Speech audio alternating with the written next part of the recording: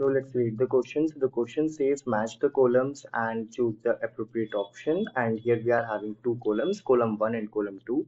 Column 1 may we have given different techniques name, for example, gamete intrafallopian transfer, zygote intrafallopian transfer, artificial insemination and intracytoplasmic sperm injection. And then हमें column 2 में different conditions बताइए कि कहाँ पे हम किस technique को use करना है, तो हमें करेक्टली मैच करना है and then out of the four options we have to choose any one correct one.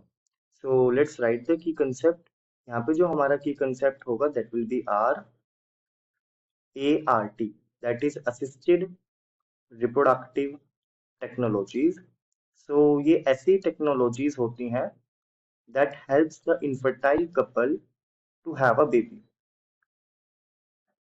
Now इसके अंदर काफी सारे examples आते हैं. For example we have gamete intrafallopian transfer.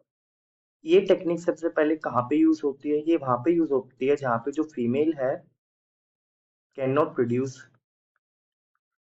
Egg. जो फीमेल एग को प्रोड्यूस नहीं कर सकती उनके अंदर GIFT टेक्निक का यूज किया जाता है, गिफ्ट का यूज किया जाता है. गिफ्ट का यूज किया जाएगा. फॉर एग्जाम्पल यहाँ पे क्या होगा कि एक डोनर फीमेल होगी और डोनर फीमेल से एग लिया जाएगा and then after that another female जो कि चाहती है मदर बनना, उसके अंदर इस एग को ट्रांसफर कर दिया जाएगा into the fallopian tube.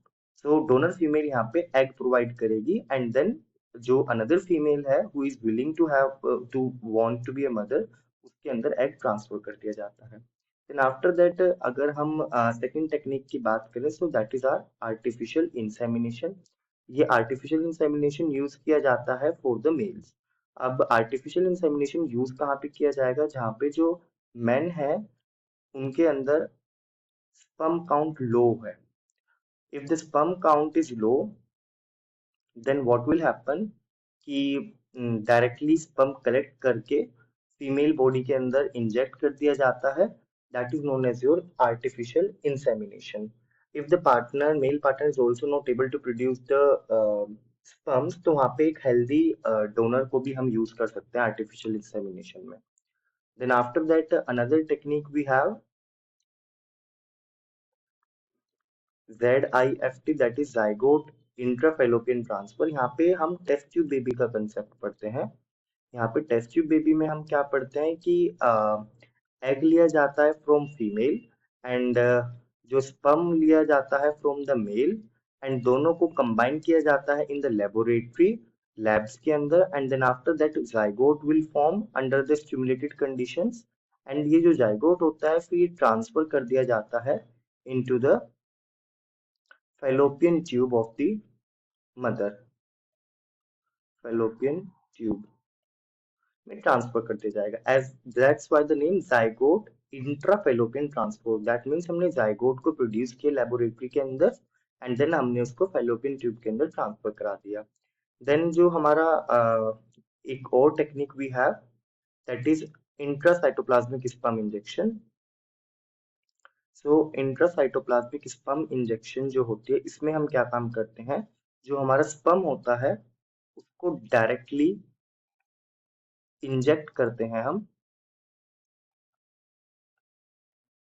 Into egg with very micro needles we have. बहुत छोटी छोटी नीडल्स वी हैव जिसकी मदद से हम ये काम करते हैं. And that's why the name suggest intracytoplasmic sperm injection means to say that कि जो एग का साइटोप्लाज्म है उसके अंदर डायरेक्टली हम स्पर्म को इंजेक्ट कराते हैं. So let's get back to the question. तो यहाँ पे जो गिफ्ट होगा that is gamete intrafallopian transfer एक कहाँ किया जाता है? Where women who can not produce the ovum. जो जाइगोट इंट्राफेलोपियन ट्रांसफर है वो टेस्ट ट्यूब बेबी के लिए यूज होता है. दैट इज बी का थर्ड ऑप्शन आएगा, ए का फर्स्ट आएगा. And then artificial insemination men with low sperm count and intracytoplasmic sperm injection, introduction of sperm directly into the ovum. So the correct option will be A. I hope you understood the concept. Thank you. Best of luck.